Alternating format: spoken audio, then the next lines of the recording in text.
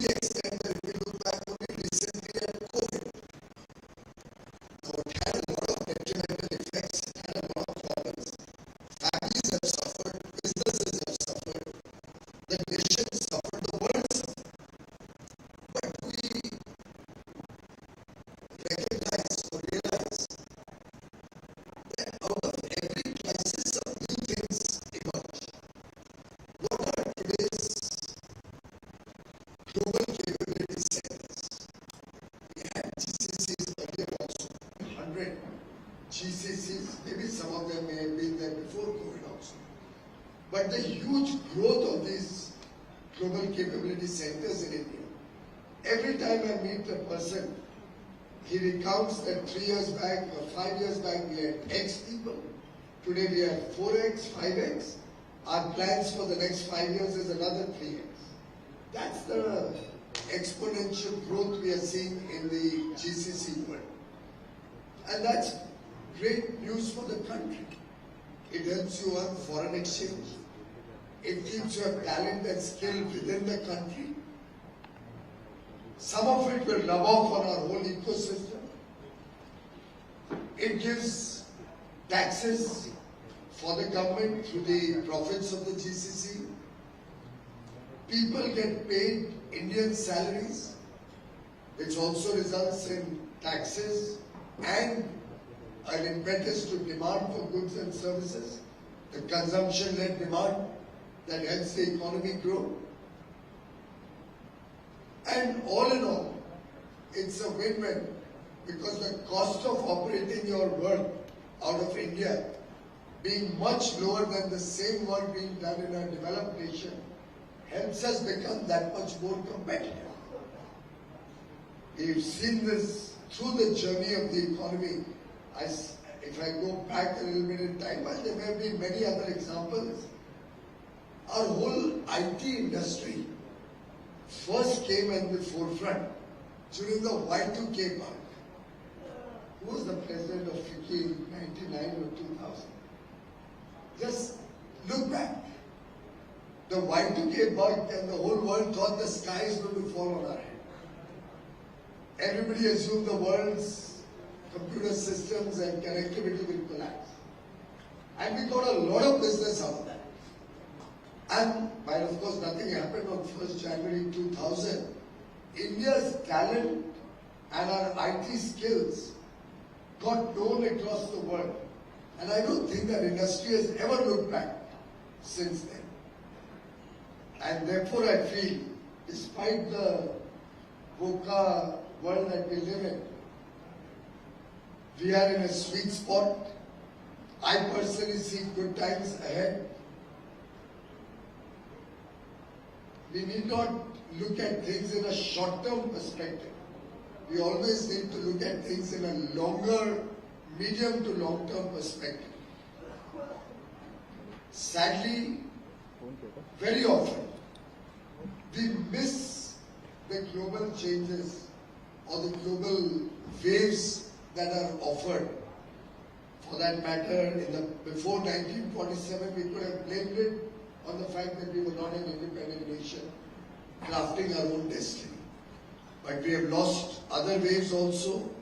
I think we lost a huge opportunity to capture the global manufacturing wave about 30, 40 years ago, when the world was fast moving into the industrial and manufacturing space in the 50s, 60s, post-World War II. I think India lost those early years. Lost it to the public sector enterprises, lost it to government-controlled license quota regime.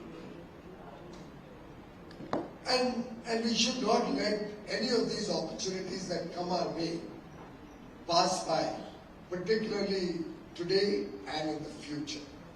And therefore, even despite the geopolitical shifts that we are seeing across the world, we need to ask ourselves, are we stepping up to face these challenges with confidence, or are we getting into a shed?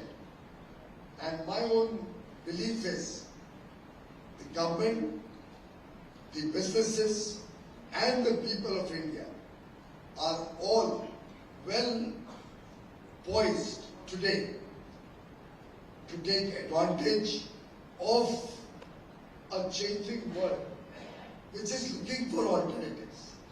And I'm very sure an alternative of the type that India presents, an alternative where we have the rule of law, where people are assured justice, when they work in India they are assured non-discrimination, a country with so much talent, so much skills, a country where domestic demand itself of 1.4 billion people is a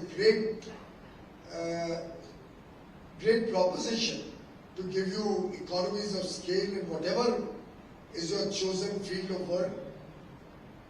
A country that is today respected and trusted across the world. So in the last 5 days, almost every trade minister from prominent economies of the world, and we've been talking to each other, is looking up to us to guide them as they navigate this journey. There's a trust that India has earned, a credibility and a newfound confidence. And therefore I do believe that we need to really match up to the needs of the world using that old mantra that Prime Minister Modi used to often talk about from his Gujarat days: speed, skill and scale. We need to act fast. We need to navigate this journey skillfully, and we need to leverage our huge scale. The fact that our economies of scale can make us more competitive than anybody else, and the fact that when we couple our domestic demand with our ability to work, it will have to be a collective effort from all of us. We'll all have to be a part of this journey. We'll all have to work in a spirit of collaboration and cooperation. There are many times, on many occasions, I made an appeal to industry to support each other. Very often you may be able to get a small component for a requirement from abroad, maybe at a small discount at a cheaper cost. But what you feel is cheaper for you today or more affordable for you today, and which you import from abroad, may tomorrow become a bugbear if supply chains collapse or if there is a complication in relations. More and more parts of the world are now recognizing that we need resilient supply chains. Important and very prominent developed countries are recognizing that it's not only a question of geopolitics or an intertwined world, we'll also have to start looking at energy security, food security, our own self-reliance in critical technology areas. And therefore, I think there are few areas on which, if we all put our heads together, we all work together with each other, we can really impact the nation's future in a very significant manner. And I often draw from the example of Korea and Japan. Despite our free trade agreements with both these nations, in the last 15 years since these FTAs are in place, we have not been able to sell 1 kilo, or maybe I may be exaggerating, but any quantity of significance from the steel or engineering sector. They prefer to buy domestically. They prefer to support their local economy. Even if we offer them the best and comparable grade of steel, $100 a ton cheaper, there's no buyer. It's a closed club. We talk to the government, they say, but we have not stopped it. There's no non-tariff barrier. And they're right.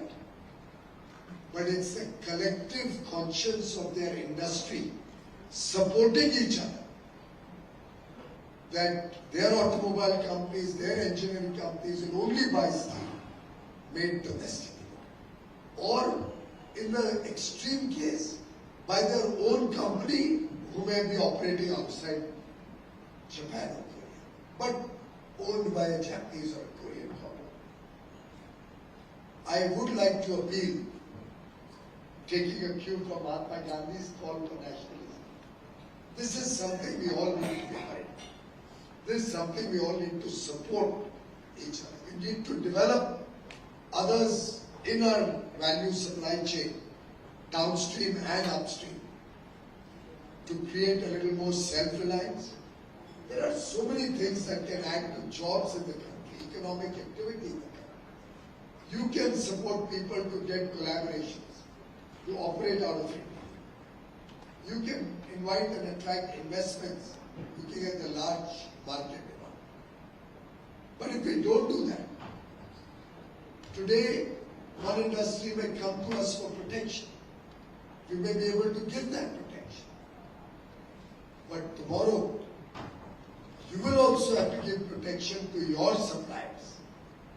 I recently had a case where a supplier to a particular industry was suffering badly. We had huge capacity in the country. But the user industry preferred to import because it was slightly cheaper and getting dumped by foreign companies. And I would keep on appealing to them for supporting the supplier industry, sadly to no avail. I tried to support the supplier industry. The users ran a campaign against me and almost delayed the support we were giving to the supplier industry. Finally, we took a call. We decided to run through the whole process. It's a quasi-judicial process. It runs through. And finally, we were able to provide relief to the industry in trouble. But by that time, the main parent industry got into trouble. And they came to me for support. What should have been my reaction at that point of time? Charandas. जब मुझे चोट लग रही थी, तब आपने तो सहायता नहीं की. अब आपको चोट लगी है, तो आप दौड़े आ रहे हो कि मुझे प्रोटेक्ट करो. आपको चिंता है, आप मतलब यहाँ के पर्स से ले लें, क्योंकि आप में से तीनों उस industry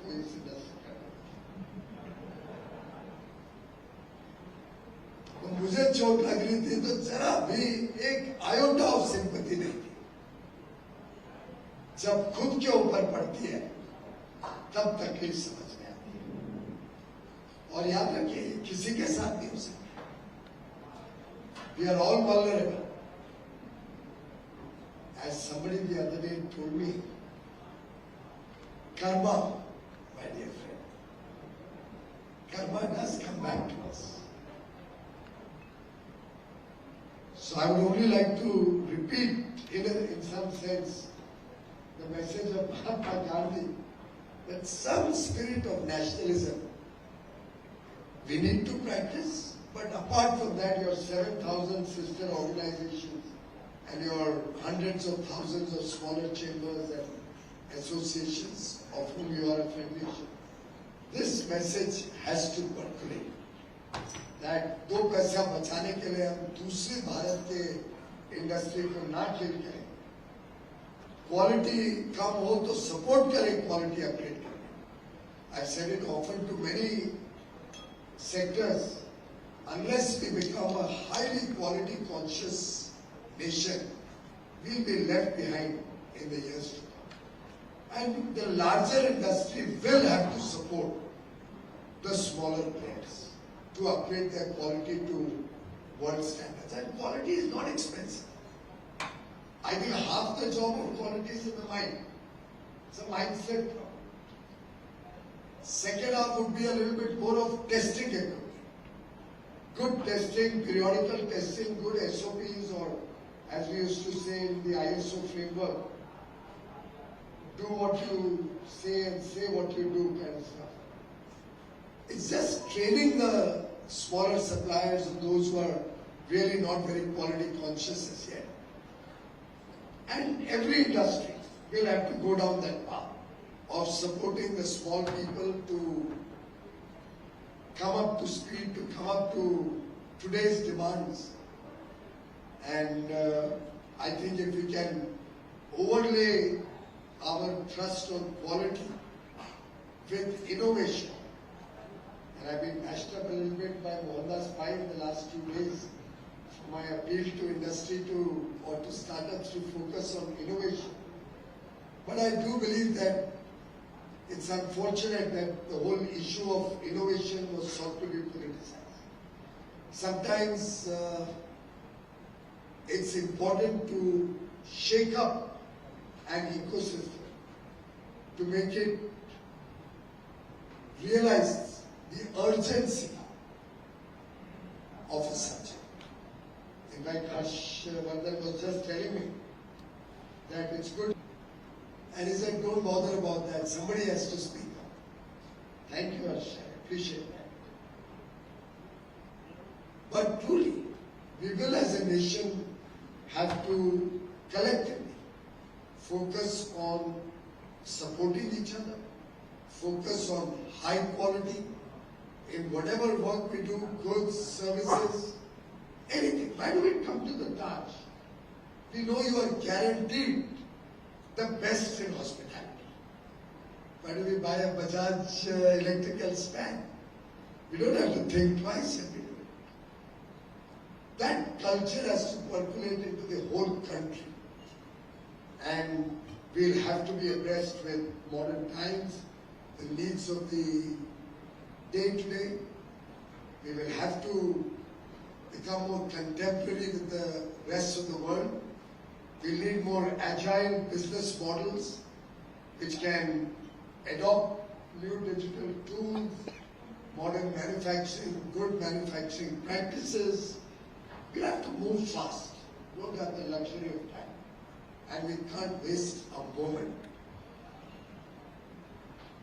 This transformational effort, friends, is an area where I think the next generation, and we are lucky to have 2 youngsters looking after FICCI today, as were all of you when you were at the helm of affairs of FICCI.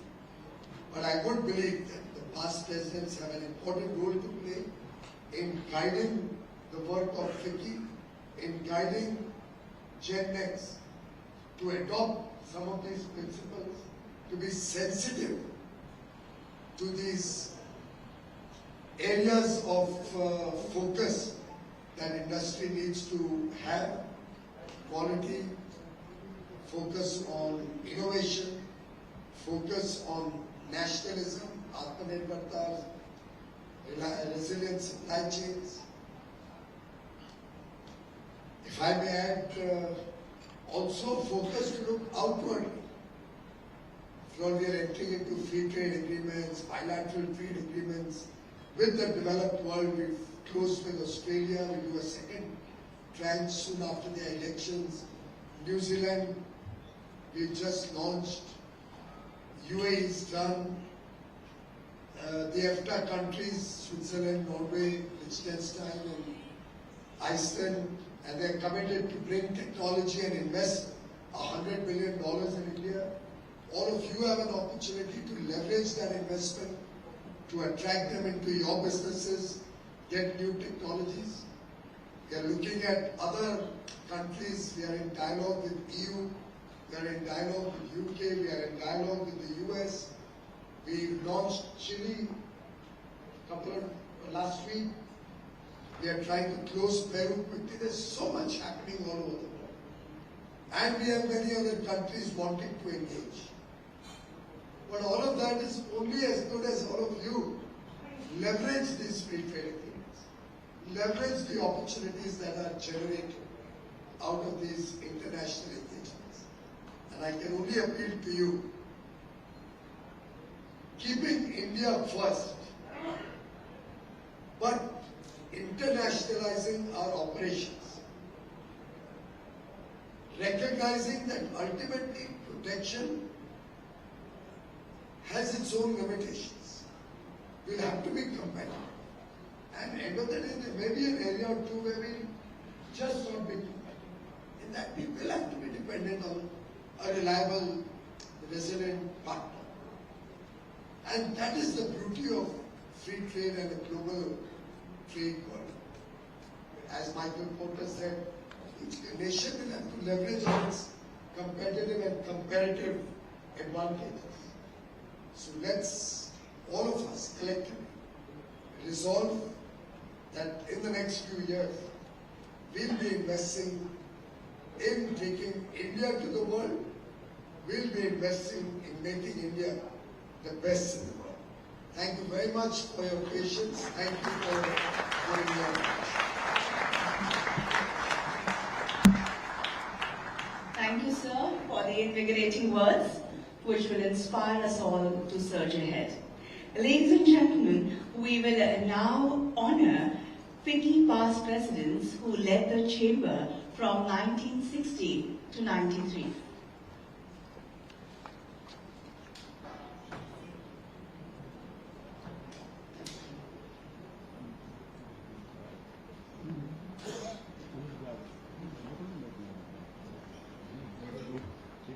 So the descendants and family members of FICCI past presidents are here to accept the felicitations, which will be a fitting tribute to the spirit of entrepreneurship of these stalwarts who were torchbearers for Indian industry. Let us commence the felicitation of past presidents from 1960 to 1969, and I request the Honourable Minister to please do us the honours by presenting mementos and the green certificates. Shri A.M.M. Murugappa Chettiar, President of FICCI, year 1960. Born in 1902, he was a visionary leader among industrialists who enabled the industrial advancement of southern India. I request Shri M.M. Murugappan, grandson of A.M.M. Murugappa Chettiar, to accept the felicitation. Shri M.M. Murugappan is a fourth generation member of the Murugappa family. Presently, he is the chairman of Carborundum Universal Limited.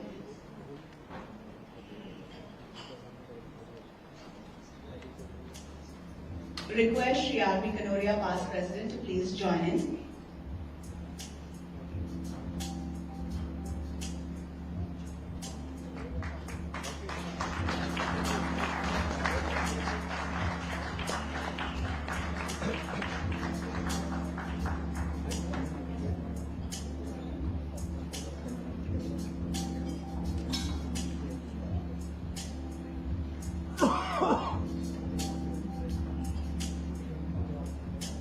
And this is the green certificate.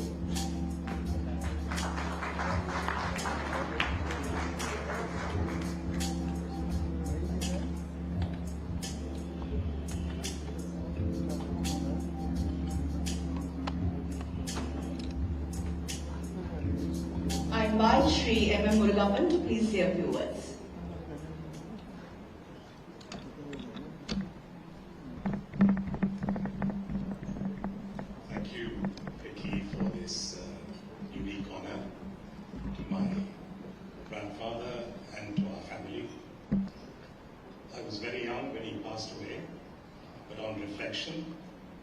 I noticed that he had a vision not only just for the business, but also for the family, but beyond that, he had a vision for India.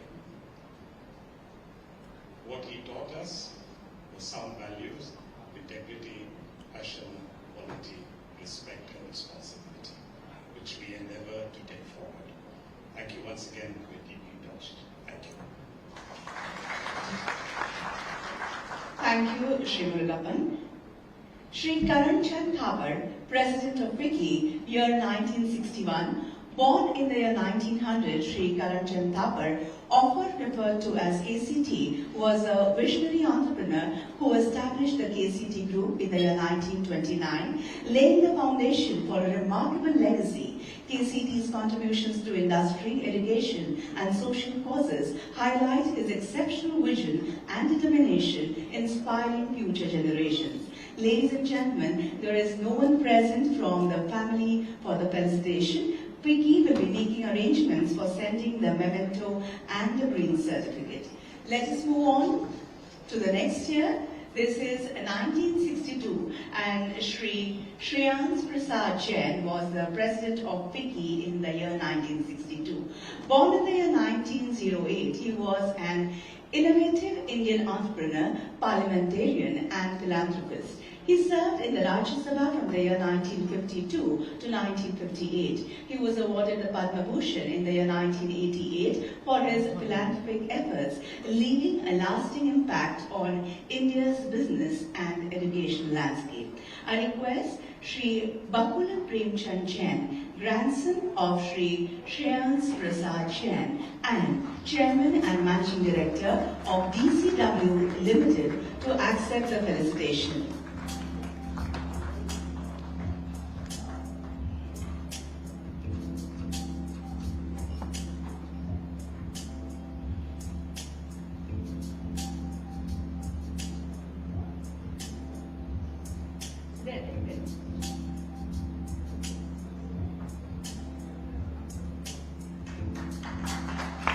I invite Sri Bakula Jain to please say a few words.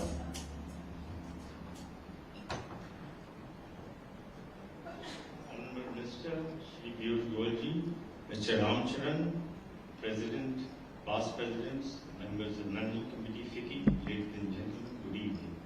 Thank you for inviting me here today, and I'm very proud to receive this token award, token appreciation on behalf of my late grandfather, Padma Bhushan Shri Shriyans Prasad Ji. There are one or two aspects of his life which I would like to highlight. The first being that in 1918, at a young age of 10, he first participated in the freedom movement. When Maulana Azad Ji came to his hometown of Najibabad to rouse the citizens to join the freedom struggle, Maulana Ji was very disappointed that nobody responded to his call except for the young boy who came forth and rented his family coach and offered him food and shelter for the night. Later on, his uncle adopted him, who was a big landowner in Lahore, and he moved there. He continued to participate under the Quit India movement, but was soon arrested and interned by the British for harboring and financing anti-British elements. His family was asked to leave Lahore within 24 hours, and he too, when released from jail a few months later, was asked to leave the province forthwith with only whatever he could carry on his person, and the rest of his assets he had to leave behind. He joined his family in Bombay, and it was then that his younger brother, Sahau Shanti Prasad Ji Jain, invited him to join the latter in what was then known as the Damya Sahau Jain Group, and began his career in commerce and industry. Humbled to the core and honest to a fault, he soon became close confidant of many a senior politician and industrialist of that time, and continued to be so till the end. Not only was advice given, but important matters of state and industry were discussed, and I was privileged to be a witness to many such meetings. The lessons I learned in his classroom and on his feet never have been taught me by any school or textbook, and I miss him greatly even to this day. Thank you. Thank you for sharing the memory. We now move to the year 1963, where Dr. Bharat Ram was the president of FICCI. Born October 15, 1914, Dr. Bharat Ram was a visionary leader and made significant contributions to business, education, and social development through his leadership and vision, and rose to the position of chairman and managing director of Delhi Cloth and General Mills, DCM Limited in 1958. He received the Padma Bhushan Award in the year 1972 for his contributions to industry and economy. His legacy continues to inspire and impact society positively. So we have Shri Arun Bharat Ram, son of Dr. Bharat Ram, to accept the felicitation. He is a third generation entrepreneur and the chairman emeritus of SRF Limited. He also serves as the chairman of SRF Foundation and chairman of Lady Shri Ram College for Women in Delhi.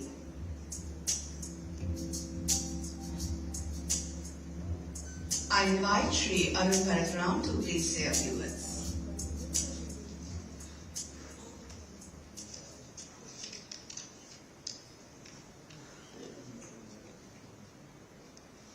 One of the, my felicitations to all those family members who are here to collect mementos on behalf of their predecessors, fathers, grandfathers, uncles. Let me say that my father was a very atypical businessman. While he succeeded, his management style was to give so much space to his executives that he said, I don't want to get into any detail. I will ask you a question when I feel that there is something which I don't understand. Otherwise, you're free to do what you want. Just make sure that we make some money. He, unlike many other people, was a passionate sports person right from his young days. He was St. Stephen's College captain of cricket. He was the Delhi University captain of hockey. He was a ranked tennis player in India. And all this being a short-statured man, 5'4", and not a very heavily built person, a frail person in fact. And lastly, he took up golf at the age of 30, and in 4 years, he had won every championship in North India. So, I'm talking about his sportsmanship because that reflected also in his business. He was a team player. He believed that it is teamwork that will take us ahead, and it is teamwork that will make a success of anything that we do. At the end, let me say, I have a grouse with FICCI. 4 family members, my grandfather, my father, my uncle, and my cousin, were presidents of FICCI, just like 4 members in the Singhania family. I was never invited to be president of this. But, let me say, my better half, Manju, was one of the earliest presidents of FICCI Ladies Organization. So that more than made up for the fact that I was not invited. Thank you. Thank you for sharing those fond memories. Let us move to the year 1964, and the president of FICCI was Shri Keshav Prasad Goenka. Born in the year 1912, Shri Keshav Prasad Goenka was an eminent industrialist from the legendary Goenka family who led the group through a transformational journey in the 1960s and 70s. For his contributions to Indian industry, Shri Keshav Prasad Goenka was awarded the Padma Bhushan in the year 1969. I request Shri Harshvardhan Goenka, grandson of Shri Keshav Prasad Goenka and the chairman of RPG Group, to please accept the felicitation.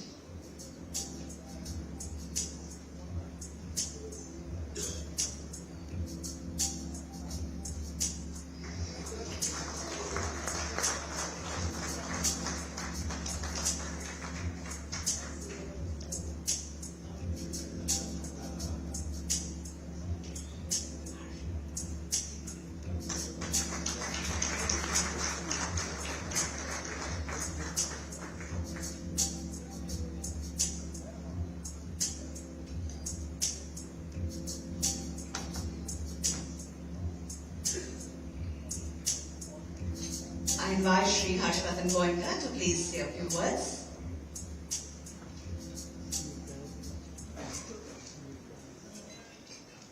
Honorable Minister of Commerce, Dr. Ram and friends. First of all, a complaint against FICCI to Competition Commission.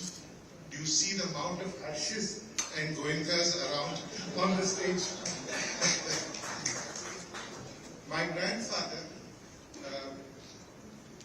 moved from traditional businesses like tea and jute to newer businesses like that time cables, electronics and chemicals, and thank goodness he didn't get into vegan ice creams and healthy cookies. Once I remember asking him, Babaji, what has been the secret of your success? And he said, good decisions. And I said, how do you make these good decisions? And he said one word, which is through experience. And then I asked him, how do you get the experience? And he answered, through bad decisions. And that, ladies and gentlemen, was quintessential. My grandfather, a man of wit, wisdom, and a lot of experience. Thank you very much, Vicky, for honoring him.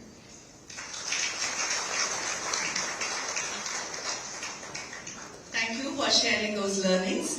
We move to the year 1965, where the president of FICCI was Shri S.L. Kirloskar.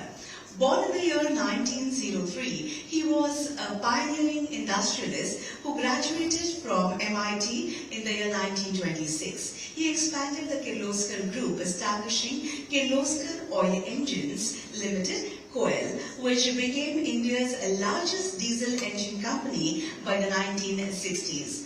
Known for leading a globalized business, he was awarded the Padma Bhushan in the year 1965 for his contributions to Indian trade and industry. I request Shri Sanjay C. Kirloskar, grandson of Shri S.L. Kirloskar and Managing Director of Kirloskar Brothers Limited, to accept the felicitation along with his family.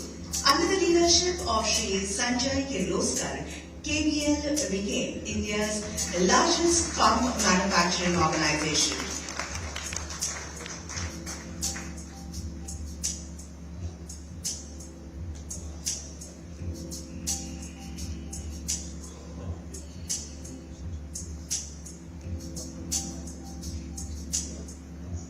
I request Shri Sanjay Kirloskar to please say a few words.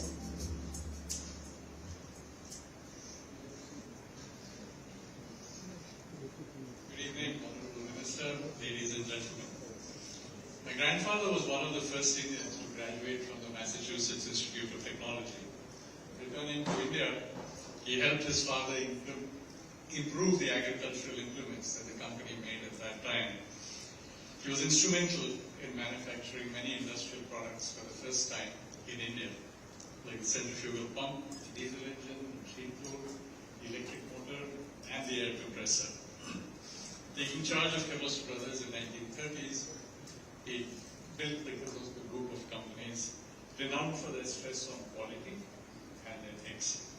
He steered the group through the British Raj, when the system was stacked against Indian engineering goods, and then through the license Raj, when the private sector was discouraged from expanding.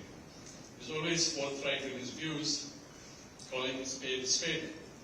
Speaking against the industrial policies of the then government, he called for the abolition of the Planning Commission, saying that democracy and economic planning was incompatible. Retribution was swift. Industrial licenses were cancelled. Many applications were rejected. In 1985, the DRI and the ED raided our group, resulting in a plethora of civil and criminal cases through which he emerged unscathed. Through it all, his colleagues in FICCI strongly stood by him.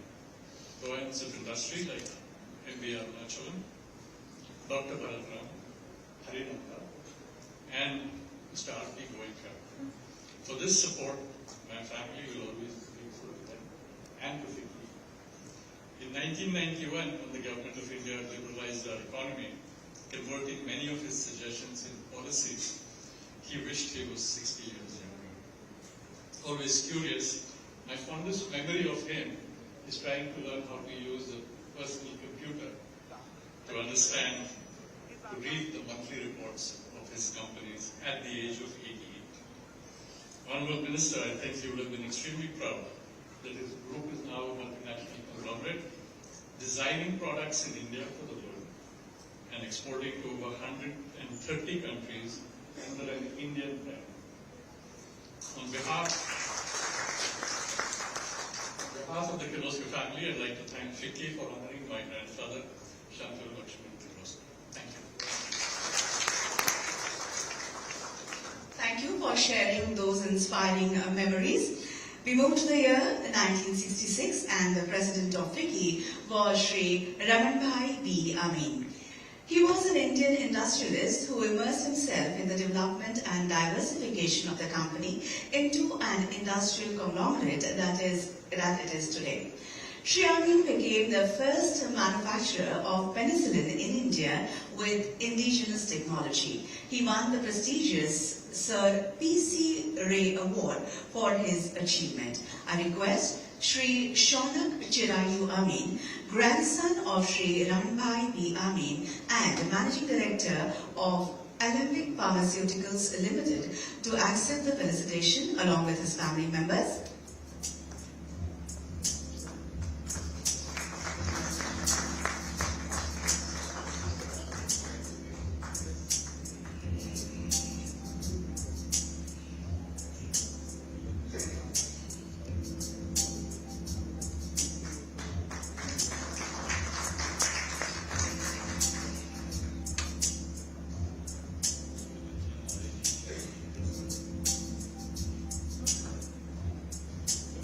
Request Shri Shaunak Amin to please say a few words.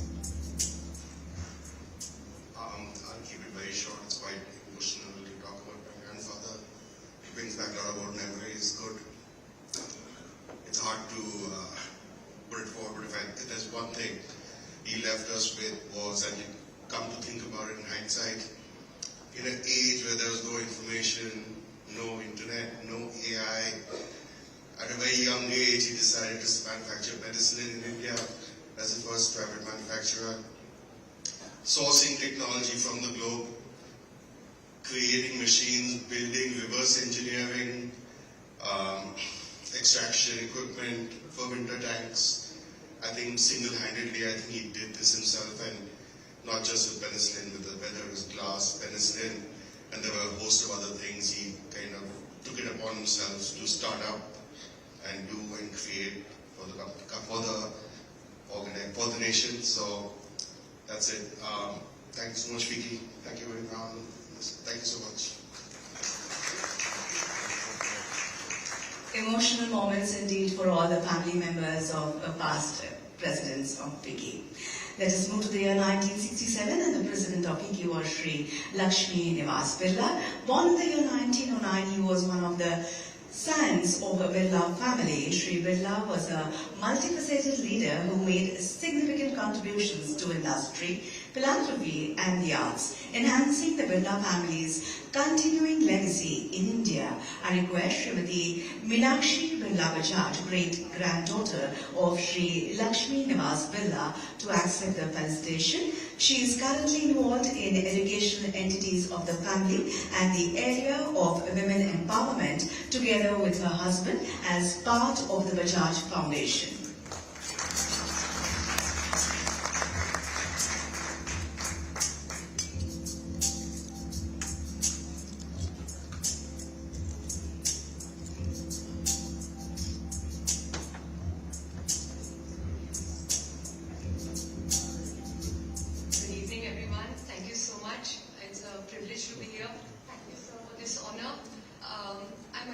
One of the lucky few who have been here for my great-grandfather, and I've grown up watching him for at least 13 years of my life, and I could just say, I don't know much business decisions that he made, but he was a man with a golden heart, a compassionate smile for everyone, and I carry that in my heart. Thank you, FICCI, for such an honor. Thank you.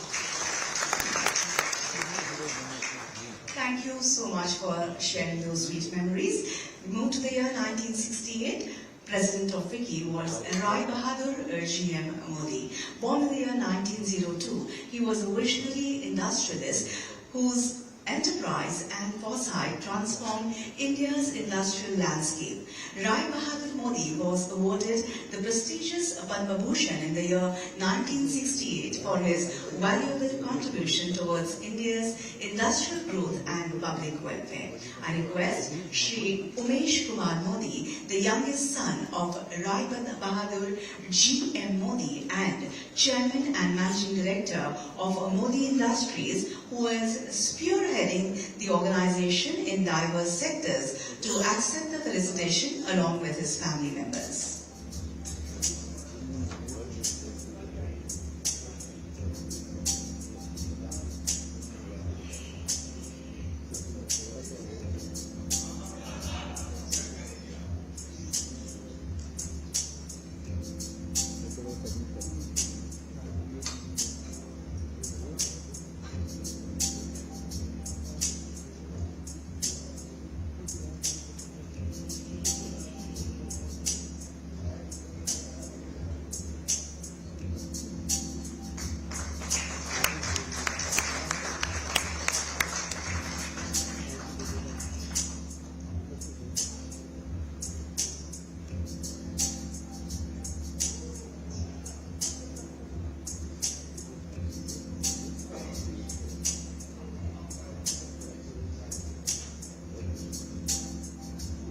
So would you please like to say a few words?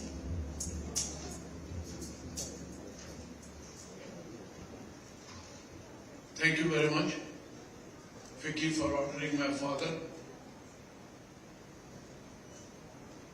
When I think back, my experience, although it was a short experience to work for my father, I get reminded of the two incidents which shaped my life. In July 1972, when I joined the company, on the first day of the work, my father summoned me and he asked me, Umesh, what is it up in the sky? I said, sir, sun is shining. He said, if I say it is moon, what will you say? So I kept quiet. Then he asked me the second question. He said, if I ask you to jump from the first floor, what will you do? I again kept quiet. Then he asked his younger brother to come, Keshav, who was also FICCI president. And he said, Ken, what will you say? He said, Bhai Sahab, when I joined your business in 1944, from that day, I have learned only one thing. What you say is right, and your command is fine. And that discipline built the whole group. And then another incident was in 1975. He developed cancer, and it was terminal cancer. So the day he came to know that he has got cancer, he actually took out an office circular that from today, please don't discuss any business with me. I want to prepare for my next journey. And he would listen to bhajans, listen to religious books. So no business. He didn't utter any word what should be done after him. I was very young, 25 years of age. So I took the courage and I wrote him a small note that I would like 2 minutes audience with him. And I told him, sir, if something happens to you, God forbid, I have nothing. He said, did I promise you anything?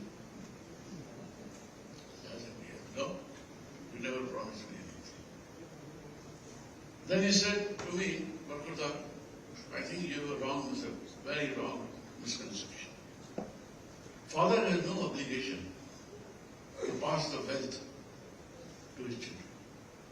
Father's obligation ends and provided the education. Father's obligation ends in providing the knowledge. And I got you married, children. So you have to fend for yourself. Kind of fun. So I started getting up. And then he told me, I'll tell you, if you work hard, work sincerely, you will succeed. Number two, the mantra is, consider yourself as a trustee of the business, not as an owner of the business. Till the time you will consider yourself to be the trustee, you will always succeed. The moment you start considering yourself to be an owner, FICCI will start. So, thank you very much for honoring. Ramcharan is here, he is our neighbor from Thapar and knows the family very well. And so, again, of course, Piyush Goyal, I thank you for honoring my father and FICCI. Although I have never been a member of FICCI, but you called me. Thank you very much. Thank you. Thank you for sharing that emotional memory. The year 1969 and President of FICCI was Dr. Ramnath A. Podar. Born on January 21st, 1910, he was a respected nationalist, businessman and member of parliament from the year 1952 to 1954. He founded the Bank of Jaipur, now part of the State Bank of India, and Export Risk Insurance Corporation, now ECGC. A request, Shri Rajiv K. Podar, grandson of Dr. Ramnath A. Podar and Chairman and Managing Director of Podar Enterprise, to accept the felicitation along with his family members. Could I request Shri Rajesh Shah, past President FICCI, to please join us on stage.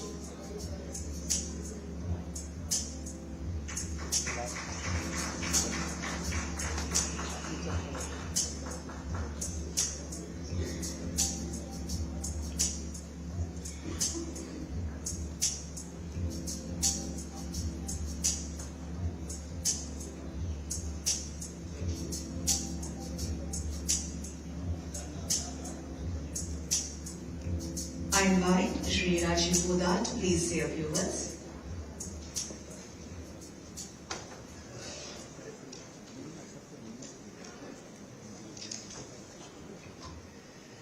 Good evening. I want to first of all compliment FICCI for this great initiative. It's a very overwhelming experience for all of us here from the family. Piyush, it's a pleasure to see you and receive this order of honor from you. Thank you, FICCI, on behalf of Podar's family. I have never worked with my grandfather, but I had the pleasure of interacting with him and spending time with him.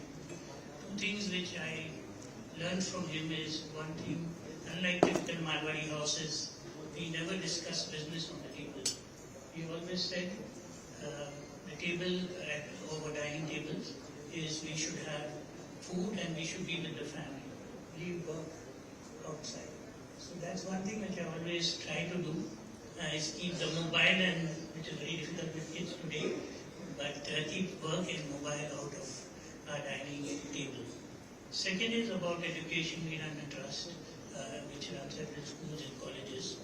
I always told him, why don't we do charity in other areas than schools and colleges? We built the first college in Rajasthan, Commerce College. And he said, if you educate somebody, you feed the whole family. If you give money or just donation, it will be spent. So that's something which we carry forward. And with this, thank you very much, FICCI, once again. We are truly honored with our family. Thank you.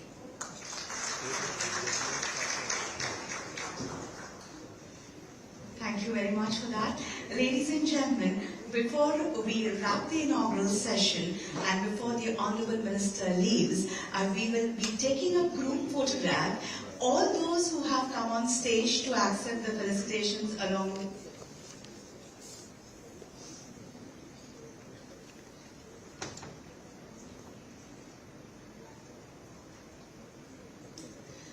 So this group picture will contain all the family members of the past presidents.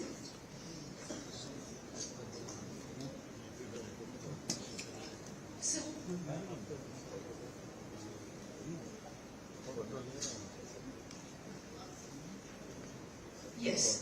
So let us take a group picture as a memory before the Honourable Minister leaves. As I just mentioned, I will request all those who have come up on stage to accept the felicitations of the 1960s decade past presidents, along with all those who will be coming up on stage, the 1970s, 1980s, 1990s, and their family members, along with the past presidents of FICCI. Okay, all right, we'll do that. So only 60s first. By the way, I was just running through the list, and I feel very blessed that out of the 33 names you have on that list, there are 6 names whose families I don't think I'm connected with. Other than that, 27 other families, the current generation is connected with me. So I actually feel almost as if I'm a part of FICCI today. So now we are taking a picture of the 1960s decade past presidents' family members. The family members of 1970s decade are requested to please be in readiness near the stage.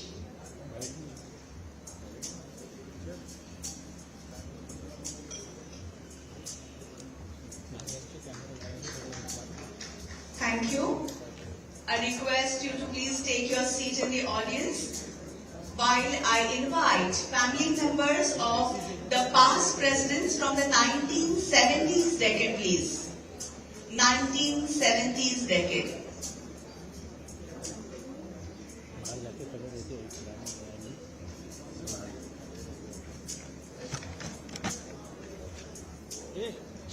Sorry.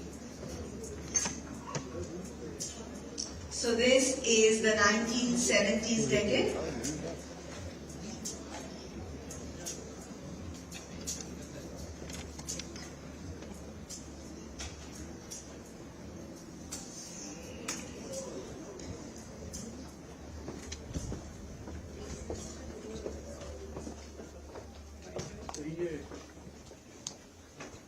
शायद camera नहीं आने वाले, नया tripod दिया इसका मतलब।